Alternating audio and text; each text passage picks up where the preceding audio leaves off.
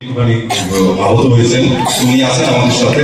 তো আমি চাই সবাই খুব ভালোভাবে আনন্দ করে ছবিটি দেখুন, এবং ছবিটি যদি ভালো লাগে তাহলে অবশ্যই সমাজ মাধ্যমে এটির ব্যাপারে কথা বলুন, কারণ আমরা যখন ছবিটি রিলিজ করব আপনাদের এই কথাগুলো আমাদের অনেক অনেক সাহায্য করবে। আমি চাই আপনারা খুব মন দিয়ে ছবিটা দেখে একটু এনজয় করুন। That's it, relax. ছবিটা দেখে ভালো কথা লিখুন সোশ্যাল মিডিয়াতে।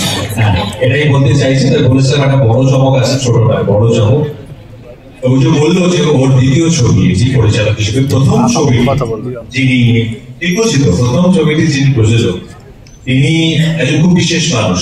তিনি শুধুমাত্র ইন্টারেস্টিং আরো একটা প্রথম ছবি তিনি প্রযোজক, এবং আগামী খুব বড় একটি ছবি তিনি নায়ক।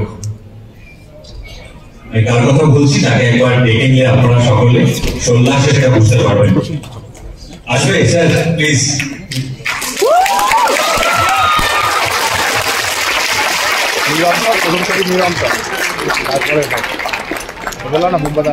নমস্কার, বেশি কিছু বলবো না। আসলে চন্দ্রাশির সময় একটি ছবি করেছিলাম গল্প, এবং এটা দ্বিতীয় ছবি। আগামী দিনে আমার ছবি রিলিজ করছে 23শে জানুয়ারি। কাকাবাবু ফিরে আসছে, সেটারও পরিচালনা করেছে চন্দ্রাশিস। ওকে আপনার আশীর্বাদ করুন, আমার বিশ্বাস ও খুব ভালো ছবি বানাবে, ভবিষ্যতে আমাদেরকে আরো ভালো ভালো ছবি উপহার দেবে। এই মুহূর্তে আপনারা এই ছবিটা এনজয় করুন, এবং ব্যাক টু বড়। অনেক অনেক ধন্যবাদ।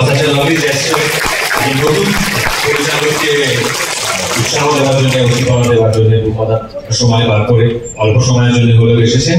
আমি কলকাতা ইন্টারন্যাশনাল ফেস্টিভ্যাল কমিটির তরফ থেকে যারা এখানে আমাদের বন্ধুরা উপস্থিত আছেন তাদেরকে বলবো সম্বর্ধনা অনুষ্ঠানটি সম্পন্ন করতে।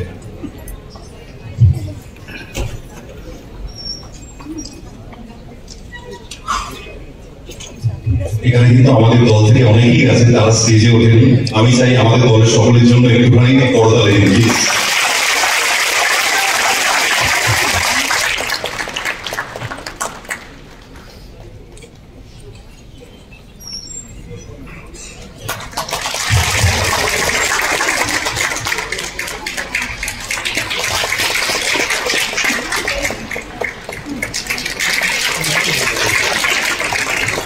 সকলকে ধন্যবাদ। উমাদাকে, অর্থাৎ প্রসেনজিৎ চট্টোপাধ্যায়কে অসংখ্য ধন্যবাদ, এবং চন্দ্রাশিস এবং তার টিমকে অনেক অনেক আগাম অভিনন্দন। এনজয় করুন ছবিটি।